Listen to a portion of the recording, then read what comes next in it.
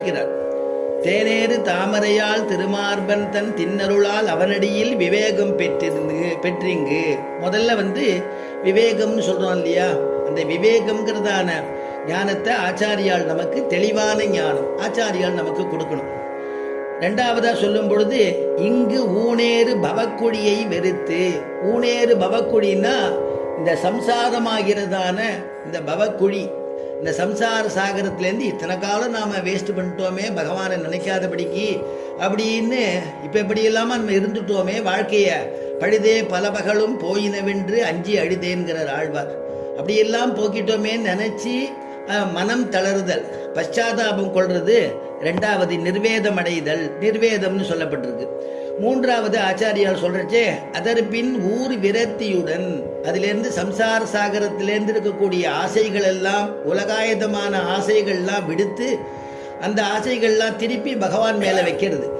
முதல்ல இந்த உலக சம்பந்தமான ஆசைகள் எல்லாம் விடுறது அப்படிங்கிறது விரக்தி அப்படிங்கிறது மூன்றாவதாக நமக்கு காண்பிச்சு, நான்காவதாக வினையின் திரளுக்கஞ்சி. வினையினா பாபம், நம்ம பண்ணியிருக்கிறதான பாபத்துக்கெல்லாம் பின்னாடி தண்டனை உண்டே, நரகானுபவம் ஏற்படுமே அப்படின்னு அந்த பயத்துக்காக வேண்டிய அஞ்சி, அந்த அஞ்சு இருக்கிறதுக்கு பேரு, அந்த பயத்துக்கு பேரு பீதி அப்படிங்கிறார். அந்த பீதிங்கிறத சொல்லி அதுக்கப்புறம் இந்த மாதிரியான ஒரு பயத்தை நம்ம போக்கிண்டு அந்த நரகானுபவம் இல்லாம இருக்கணுமே நமக்கு, அதுக்கு நம்ம என்ன பண்றதுன்னு இந்த ஜீவன் சிந்திக்கும் பொழுது பெருமாளுடைய கிருபையினால பெருமாள் திருவடி வாரத்தை சரணாகதி பண்ணிவிட்டா நமக்கு இதுல இருந்து தப்பிச்சுக்கலாம்ங்கிறதான ஞானம் பிறக்க, உடனே கூனேறி பிறையிறையோன் சாபம் தீர்த்தான் குறைகடலே சரணடைந்து.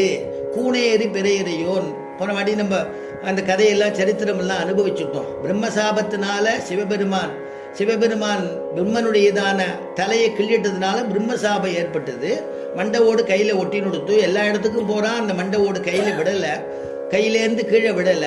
அப்ப எங்க விழுந்ததுன்னா பெருமாள் வாக்கு ஆக சொல்லி, யாரிடத்துல நீ பிக்ஷை கேட்கறியோ அது அந்த மண்டவோடு நிரம்புறதோ அப்பதான் கையிலேருந்து கீழே விடும்னார்.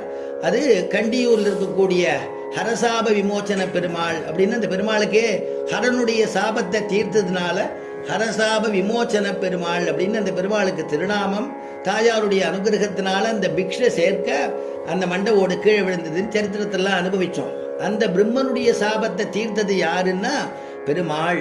அந்த பெருமாளுடையதான குறைகடலே சரணடைந்து அவனுடையதான திருவடியில சரணாகதி பண்ணினுட்டோம்னா மேற்கொண்டு பெருமாள் பார்த்துப்பார் நம்மள. குரம்பை விட்டு, குரம்பைனா அந்த சரீரமானது சரீரத்தை விட்டுன்னு அர்த்தம். ஜீவன் புறப்படுறது சரீரத்தை விட்டாதானே புறப்பட முடியும். அந்த புறப்படக்கூடிய ஒரு ஸ்திதியை பகவான் பார்த்துக்கிறான். ஏன்னா சரணாகதி பண்ணிவிட்டதான ஜீவனா இருக்கிறதுனால கரெக்டா அழைச்சிட்டு போறானா பெருமாள். அதனால உத்கிரமணம்னு சொல்றது அந்த பருவத்தை சொல்லி, வான் ஏறும் வழிப்படிகள் அர்ச்சிராதி மார்க்கம், எந்த வழியில போனா பெருமாளை அடையலாம் அப்படிங்கிறதையும் நமக்கு பெருமாள் அழைச்சிட்டு போறாராம் கூட. அதனால அழைச்சிட்டு போறார். அடைவே கண்ட அந்த வழியை நமக்கு உள்ள நுழையும் பொழுது ஆச்சரியமான 108 திவ்ய தேசம் நம்ம சொல்லியிருக்கோமே, 108வது திவ்ய தேசம் பரமபதம்னு சொல்றதுனால அந்த திவ்ய தேச பிராப்தி அப்படிங்கிற சுவாமி தேசிகன் அந்த பிராப்தி கிடைச்சுடுறது ஜீவனுக்கு. அதுக்கப்புறம் ஆதிசேஷ தல்பத்தில் இருக்கக்கூடியதான எம்பெருமானுக்கும் பிராட்டிக்கும் அனவரதமாக நித்தியம் நிரபராத பகவத் கைங்கரியம் பண்ணிண்டு அந்த நித்தியானந்தத்தை அனுபவிச்சுட்டு அங்கேயே இருக்கார் அப்படிங்கிறத சின்ன ஒரு தனியின் மூலமாக நமக்கு அனுகிரகிச்சார் குமார வரதாச்சார் சுவாமிங்கிறவர். அப்பேற்பட்டதான நமக்கு ஒரு ஆச்சாரியன் கிடைச்சிருக்காரேன்னு பெருமைப்படணுங்கிற வன்புகழ் தூப்புள் வள்ளல் அருள் பெற்றோமே. அந்த தூப்புள் வள்ளலான சுவாமி தேசிகனுடைய அனுகிரகம் நமக்கு கிடைச்சதே, பாக்கியமாச்சே அப்படின்னு அனுபவிக்கிறார் குமார வரதாச்சாரியான்னு சொல்லக்கூடிய சுவாமி. அடுத்ததாக பாசுரம் அப்படின்னு பாசுரம் ஆரம்பிக்கும் பொழுது சுவாமி தேசிகன் இதுல அற்புதமாக சொல்லும் பொழுது ஒவ்வொன்றுத்தையும் ஒரு பருவம்ங்கிறார். எழுதுதாங்க பருவம்னு சாதிக்கிறார். அப்போ ஸ்ரீமத் ராமாயணம் அப்படின்னு எடுத்துட்டோம்னா காண்டம்னு ராமனுடையதான லீலைகள்லாம் சொல்ல வந்தது பாலகாண்டம்ங்கிறோம். அதுக்கப்புறம் அங்கேருந்து புறப்படுறது அவருடையதான திருக்கல்யாண மகோத்சவங்கள்லாம் சொல்றது அயோத்தியா காண்டம்னு அனுபவிக்கிறோம்.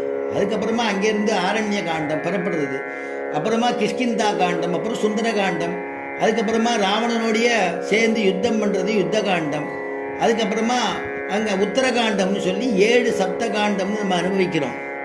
ஆனா ஸ்ரீமத் பாகவதத்தை சொல்லும்போது ஸ்கந்தம்னு சொல்றது, பிரதம ஸ்கந்தம், துதிய ஸ்கந்தம்னு சொல்றது. பகவத்கீதை அப்படின்னு சொல்லும் பொழுது அத்தியாயம் அப்படின்னு குறிப்பிடுறார்.